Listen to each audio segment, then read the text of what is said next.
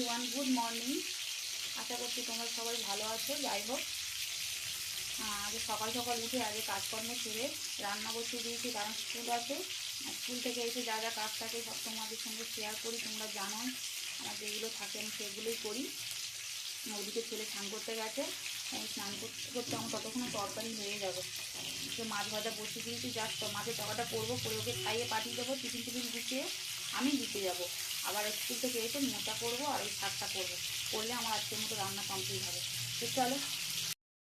তো বন্ধুরা, মোচাটা দেখো, কত বড় মোচা নিয়ে এসছে আজকে আমাদের বাজার থেকে।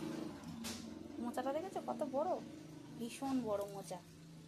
আমাদের তরকারি কাটতে বসে গেছে। কত বড় মোচাটা দেখো, দূর থেকে দেখলেও বুঝতে পারবে কত বড় মোচা। মোচাটা 100 টাকা নিয়েছে। আর এখানে কেটেছে মূলো আর শাক, আর মূলো একসঙ্গে কোচা, আর এখানে মোচা কাটা হচ্ছে, মানে এর হাফ কাটা হয়ে গেছে, মোটা মতো গম্বুজ মতো ছিল। এই মোচা কাটা হয়েছে আর এ কাটা হয়েছে।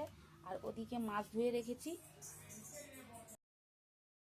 তো এখানে ওদিকে মোচা কাটা দেখলে মোচা এ কাটা হচ্ছে, ওইদিকে আমি মাছটা বসিয়ে দিলাম। এই হচ্ছে নদীর মাছ রান্না করবো।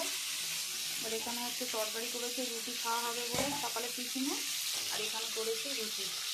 তো চলো, আর ভাতটা উঠ দেওয়া হয়েছে, মাছটা হোক। এখন মাছের তরকারিটা করলে ছেলে খেয়ে যাবে স্কুলে।